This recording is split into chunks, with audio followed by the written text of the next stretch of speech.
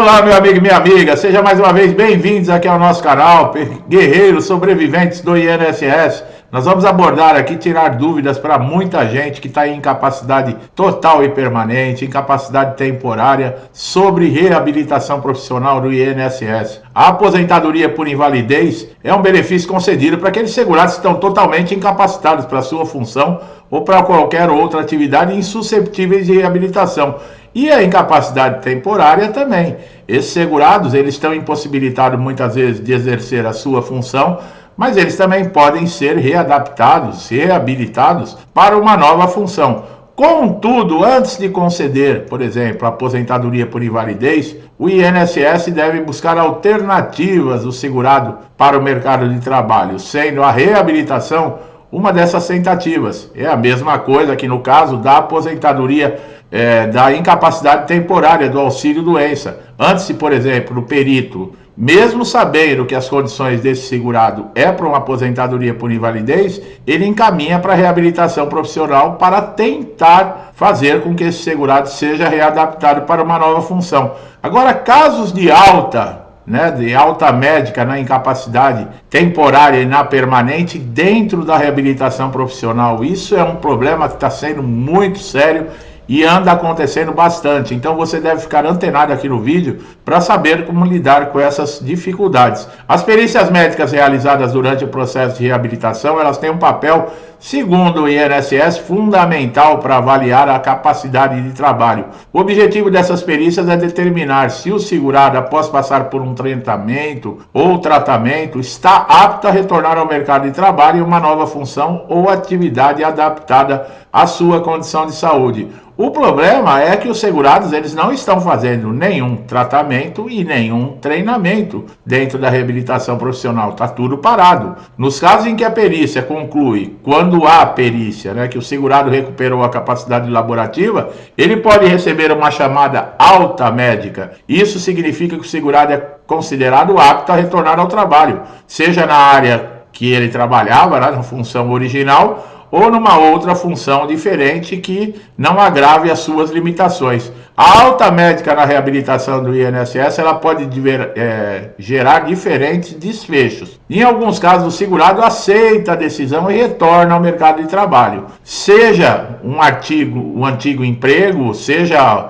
um readequado a uma nova função. Mas, no entanto, existem aí situações em que o segurado, após a alta, ele sente-se incapaz de retornar às suas atividades, alegando uma incapacidade total, persistente. Nesses casos, é comum que o segurado entre com recurso administrativo dentro do próprio INSS ou recorra à justiça buscando reverter essa alta médica e restabelecer, por exemplo, o benefício de auxílio-doença ou também a concessão da aposentadoria por invalidez. Um dos principais pontos de controvérsia nos casos de alta médica está relacionado à divergência entre os laudos médicos do segurado e a avaliação feita pelo perito do INSS. Muitas vezes, o médico assistente que acompanha esse segurado, ele pode ter uma opinião diferente da do perito do INSS, sugerindo que o segurado ainda não está em plenas condições de retornar ao trabalho. É aquilo, o INSS dá alta, o segurado retorna ao trabalho, ele precisa passar pelo médico do trabalho. O médico do trabalho não concorda com a opinião do perito do INSS, que esse segurado está reabilitado. Aí o que acontece? Muitas vezes a empresa manda esse segurado retornar ao INSS para tentar reverter a decisão. Só que, por lei, o segurado ele não é obrigado a fazer isso. A empresa deve reinserir esse segurado dentro do quadro de funcionários e a própria empresa recorrer da decisão do INSS. Porque ficava um tempo, os segurados desinformados, ele vai para a empresa manda para o INSS manda para a empresa e ninguém resolve o problema desse segurado. Você que está assistindo o vídeo, está nessas condições, saiba que por lei a empresa ela deve reinserir você no quadro de funcionários, pagar o seu salário, mesmo que você fique numa salinha lá atendendo o telefone, sentado numa cadeira, cumprindo a sua hora de trabalho. Mas a empresa é obrigada a retornar você ao mercado pagando o seu salário, e ela que recolhe ao INSS. Nessas circunstâncias, pode apresentar, por exemplo, no caso de um recurso, laudos, relatórios médicos que comprovem ainda a permanência da incapacidade, tentando reverter a alta e garantir a continuidade do benefício. Mas isso é muito difícil, tá, pessoal? Isso geralmente vai ser resolvido dentro da justiça. Por exemplo, as doenças graves na reabilitação profissional, aquela lista de doenças que nós temos, né? Que são doenças degenerativas, como esclerose múltipla, doença de Parkinson, cardiopatia grave, doenças crônicas progressivas, muitas vezes acarretam limitações severas na capacidade funcional desses segurados. Mesmo com tratamento e cuidados médicos, essas condições elas podem evoluir de maneira imprevisível, dificultando até impossibilitando a reinserção a uma nova atividade profissional. Nessa situação, o INSS precisa avaliar cuidadosamente se o segurado tem condições de ser reabilitado para uma outra função ou se a incapacidade ela é permanente, o que pode levar aí, no caso do auxílio-doença, à aposentadoria por invalidez. Durante esse processo de reabilitação, os segurados com doenças graves tem uma equipe, né, segundo o INSS, multidisciplinar, composta de médicos, assistentes sociais, psicólogos, fisioterapeutas, que avaliam o estado clínico desse segurado com relação às suas capacidades físicas e mentais remanescentes. Dependendo da gravidade da doença, do seu impacto no corpo ou na mente, esse segurado ele pode ser encaminhado, por exemplo, para cursos de capacitação, adaptação profissional e atividades leves ou menos exigentes fisicamente. No entanto, em muitos casos, os próprios médicos do INSS recomendam a suspensão do processo de reabilitação se a doença estiver em um estágio avançado e se houver risco, por exemplo, de agravamento com o retorno ao trabalho.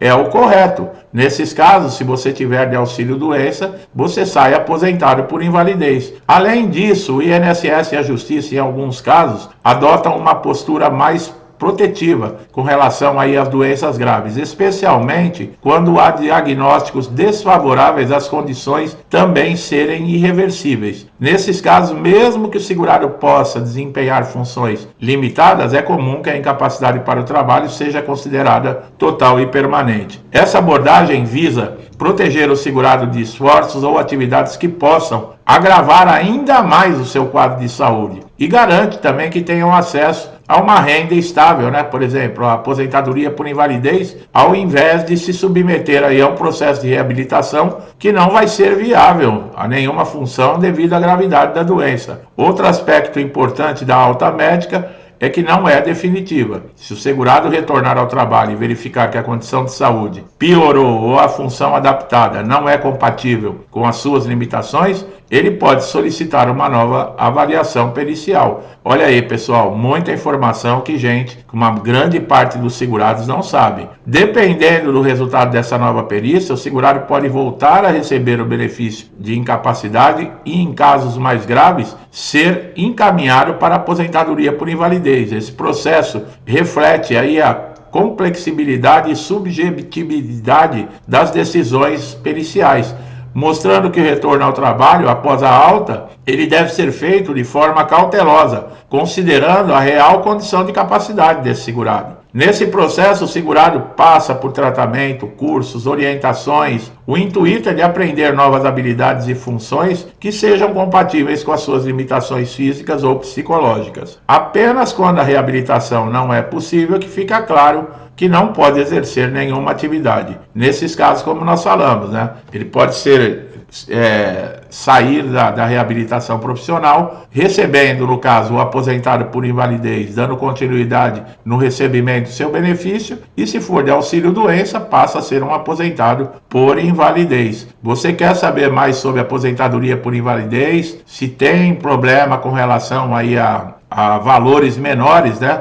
num caso como esse, você entra na reabilitação profissional com auxílio doença, ganhando praticamente 91% daquilo que você ganhava enquanto estava na ativa. E a aposentadoria por invalidez, depois da reforma da Previdência, passou a pagar 60% nos novos cálculos. E aí, como é que faz? Isso tudo você tem no vídeo ali, que nós falamos detalhadamente sobre a incapacidade total e permanente. Vale a pena você assistir, tá bom? Então você, meu amigo e minha amiga, que estão chegando a primeira vez aqui no canal, que tinham dúvidas com relação à reabilitação profissional, eu espero que eu possa ter trazido aqui respostas, né? Soluções, esclarecimento de como tudo isso funciona e de como é importante você ter consciência de como funciona essa máquina INSS, né? Porque qualquer um, tanto aposentado por invalidez como de auxílio-doença, pode se deparar a qualquer momento com uma situação como essa, e é importante você saber o que fazer. Recorrer à justiça, pessoal, nesses casos, é a melhor solução, tá? Sem dúvida nenhuma. Vai demorar, é um processo que não é rápido, mas pelo menos você vai ter uma resposta definitiva, tá? Se você vai receber o benefício ou não, um juiz imparcial, você vai passar por perícia judicial, é a melhor coisa. Então, se gostou aqui do nosso trabalho, não deixe de dar um like, se inscreva no canal, ative o sininho de notificação para você estar sempre antenado, recebendo nossos novos conteúdos em primeira mão, tá bom? Não paga nada, é de graça, você tem todos os vídeos aqui disponíveis para assistir quantas vezes você quiser, de onde quiser, tá? Fique à vontade. Meu amigo e minha amiga, muitos comigo desde o início do canal, sempre me incentivando, interagindo, meu muito obrigado. Que Deus abençoe a casa, a vida, a família de vocês com muita paz, saúde, prosperidade, alegria, tudo de bom, tá? Tudo que eu desejo para mim e para minha família, eu lhes desejo em dobro. Eu deixo um forte abraço e até os próximos vídeos.